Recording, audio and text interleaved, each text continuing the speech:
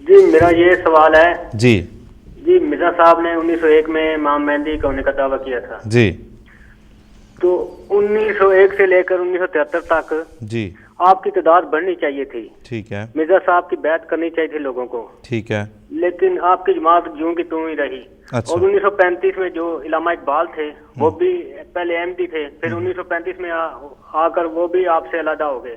آخر کیوں ہو گئے, کیا وجہ تھی؟ ٹھیک ہے. ایک تو مجھے یہ بتائیں کہ آپ کے پاس یہ دونوں فگرز آپ نے کہاں سے لیں؟ آپ جوں کا توں کہہ رہے ہیں تو آپ مجھے پہلے یہ بتا دیں کہ پرانے فگرز آپ کے پاس کہاں سے آئے ہیں, آج کے فگرز آپ کے پاس کہاں سے آئے ہیں؟ یہ جوں کا توں کی ذرا وضاحت کرتے چلیں نواب صاحب.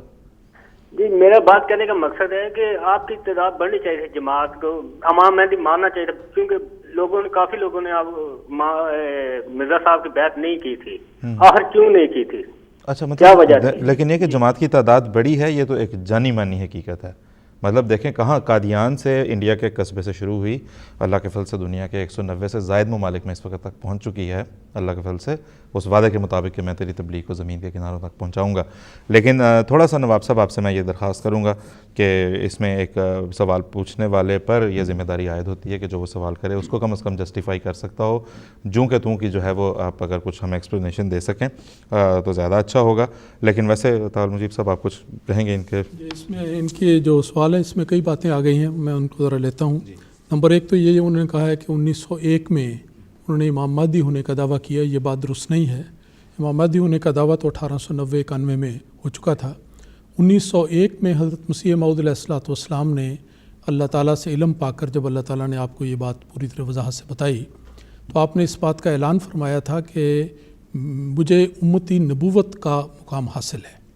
پہلے آپ نبی کا لفظ جو براہیم احمدیہ کے زمانے سے بھی آپ کے الہامات میں شامل تھا, آپ ہمیشہ اس کی توجیہ اور تفصیل بیان فرمایا کرتے تھے اور مفہوم اس کا دوسرے رنگ میں بیان فرماتے تھے جو عام سمجھا جاتا تھا. لیکن 1901 میں حضرت مسیح موعود علیہ الصلوۃ والسلام پر جب یہ وحی بارش کی طرح نازل ہوئی تو پھر آپ نے اس بات کو خوب کھل کر بیان کیا کہ میرا مقام نبوت کا ہے, لیکن وہ تشریعی نبوت کا نہیں, کیونکہ میں ہرگز کسی نئی شریعت کا دعوے دار نہیں, بلکہ حضرت صلی اللہ علیہ وسلم کا ایک ادنا امتی اور غلام ہونے کی وجہ سے میں امتی نبی ہوں. اس بات کا اعلان آپ نے 1901 میں کیا.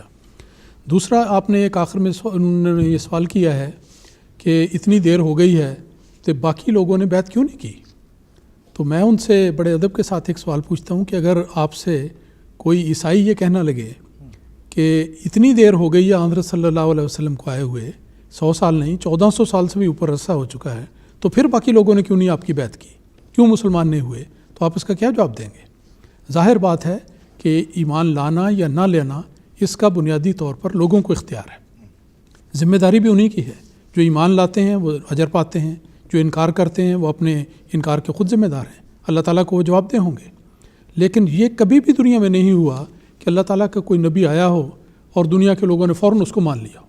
دنیا کی ساری تاریخ کو چھان کے دیکھ لیں, آپ کو کبھی کوئی ایسا نبی نہیں نظر آ سکتا جس نے دعویٰ کیا ہو اور فوراً اسی دن لوگوں نے اس کو خوش آمدید کے ہار پہنائے ہوں کہ آئیے جی ہم تو آپ کی راہ تک رہے تھے, آپ آئے ہیں تو سارے کا سارا گاؤں, سارے کا سارا شہر, سارے کا سارا ملک فوراً ان کے حلقہ گوشے بیعت ہو جائے. ایسا کبھی نہیں ہوا.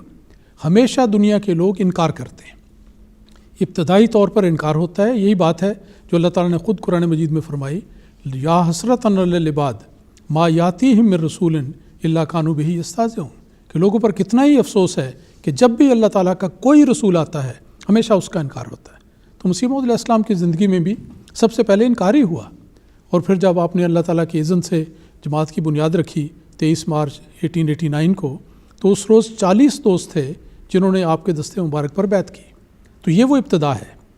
اور مسیح موعود علیہ السلام نے اپنی زندگی میں لکھا ہے کہ آخری ایام کی بات ہے, آخری سالوں کی, کہ 5 لاکھ تک آپ نے اپنی جماعت کی تعداد بتائی ہے. تو دیکھیں کہاں 40 اور کہاں 5 لاکھ آپ کی زندگی میں, اور تعداد اس سے بھی زیادہ باقی باہر کے ملکوں میں بھی تھی. پھر اس کے بعد یہ تعداد روز بروز بڑھ رہی ہے. میں آپ کو یقین دلانا چاہتا ہوں کہ جماعت احمدیہ کی تاریخ میں کبھی کوئی ایسا دن طلوع نہیں ہوا کہ جب کہ جماعت کی تعداد پہلے سے نہ بڑھی ہو. ان ایام میں بھی جب پاکستان کے بعض ممالک میں انتہائی مخالفت کی جاتی ہے, قدغنیں لگائی جاتی ہیں, پابندیاں لگائی جاتی ہیں, مارا پیٹا جاتا ہے, جرمانے کیے جاتے ہیں, قید و بند کی صورت میں مبتلا کیا جاتا ہے, جو کچھ ظلم بھی دنیا کے لوگ کر سکتے ہیں وہ کرتے ہیں، لیکن ایک بات ان کے لیے ناممکن ہے کہ وہ احمدیت کی ترقی کو روک سکیں یا اس کو کم کر سکیں۔ تو جماعت تو بڑھتی چلی جا رہی ہے، جوں کی توں والی بات سمجھ نہیں آئی، انہوں نے اس محاورے کے لحاظ سے بات کر دی ہے۔ حقیقت یہ ہے کہ ایک وقت میں ہزاروں کی بات ہوتی تھی، لاکھوں کی بات ہوتی تھی، اب تو ملینز کی بات ہو گئی ہے۔ بالکل۔ اور دنیا کے 198 ملکوں میں اگر جماعت احمدیہ قائم ہو چکی ہے تو یہ وہ بات تو نہیں ہوئی۔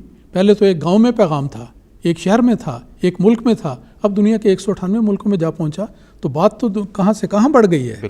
میرا خیال ہے یونان میں بھی یہ خبر پہنچنی چاہیے، ان کو بھی اچھی طرح پتہ کرنا چاہیے۔ تو یہ اللہ کے فضل سے ہم ہر دفعہ گزارش یہ کرتے ہیں کہ ہمیں کبھی یہ بھی بتائیں کہ بات جو آپ نے سنی اس کو آپ کو کس حد تک سمجھ آئی، کس حد تک آپ کو اپیل کی، دل کو لگی نہیں لگی۔ تو نواب صاحب آج بھی آپ سے یہی گزارش کریں گے کہ آپ بجائے اس کہ آج آپ یہ دیکھیں کہ آج سوال نمبر 6 پوچھ لیا، اب اگلی باری سوال نمبر 7 کی ہے، ضرور پوچھیں۔ ہر دفعہ دیکھیں، آپ جتنی دفعہ کال کرتے ہیں آپ ہمارے ریگولر کالرز میں سے ایک ہیں، ہم ہر دفعہ آپ سے بات بھی کرتے ہیں، لیکن دیکھیں لائیو اور انٹریکٹیو پروگرام کرنے کا مقصد یہ ہے کہ پھر اس میں انٹریکشن رہے، تو مطلب اٹ شوڈ بی ٹو وے، بجائے اس کا کہ ہر دفعہ ایک کوسچن پوز کر دیا جائے۔ آپ ضرور ہمیں کبھی بتائیں بھی، کچھ فیڈ بیک بھی دیں، ہمارے لیے بڑی قابل قدر ہوگی آپ کی فیڈ بیک، ہم آپ کو یقین دلاتے ہیں۔ نواب صاحب کا ایک چھوٹا سا قرض رہ گیا علامہ اقبال کے بارے میں۔ جی ہاں جی، انہوں نے یہ بھی ذکر کیا تھا کہ ایک وقت میں انہوں نے بیعت کی پھر وہ چھوڑ کر چلے گئے۔ جی تو دیکھیے اس میں کون سی عجوبے کی بات ہے۔ جی، اگر انہوں نے بیعت کی تو اللہ تعالیٰ نے ان کو سمجھ عطا کی تھی، انہوں نے بیعت کر لی۔ جی، اگر انہوں نے چھوڑ دی تو کس دنیاوی غرض کے لیے چھوڑی، تو وہ اللہ تعالیٰ بہتر جانتا ہے یا وہ جانتے ہیں، اور اس سے فرق کیا پڑتا ہے۔ بالکل، یہ الہی جماعتوں میں سلسلہ ہوتا ہے۔ ہم نے جب یہ طارق نجیب صاحب پچھلے دنوں جو پروگرام کیا نا، سیریز ہم نے کی تھی علامہ اقبال کے، جو کیوں چھوڑ گئے، کیا ہوا، پورا تاریخی پس منظر ہم نے دیکھا تھا، تو اس میں بڑی وضاحت کے ساتھ ہم نے یہ بات بتائی تھی کہ جب ہم یہ کہتے ہیں کہ علامہ اقبال احمدی ہوئے تھے، تو اس میں جماعت احمدیہ کے لیے ہرگز کوئی فخر کی بات نہیں ہے۔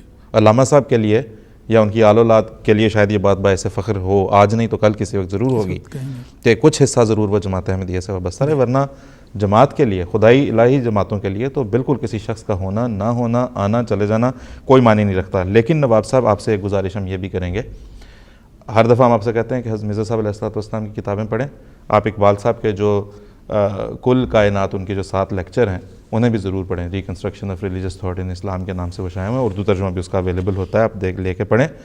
اس میں اگر کہیں پہ خیر کا کوئی پہلو ہے تو وہ حضرت اقدس مسیح موعود علیہ السلام کے علم الکلام سے مستعار لیا ہوا ہے، اور یہ ہم دعوے کے ساتھ یہاں پہ کہہ سکتے ہیں، آپ اس کا مطالعہ کریں، آپ یا آپ کے ساتھی یا اور ناظرین جو اس وقت یہ سن رہے ہیں، کہ اقبال کے ہاں جو بھی کوئی خیر کا ایلیمنٹ اگر کہیں پہ نظر آتا ہے تو وہ آپ کو حضرت مرزا صاحب علیہ السلام کے علم الکلام سے مستعار لیا ہوا نظر آئے گا۔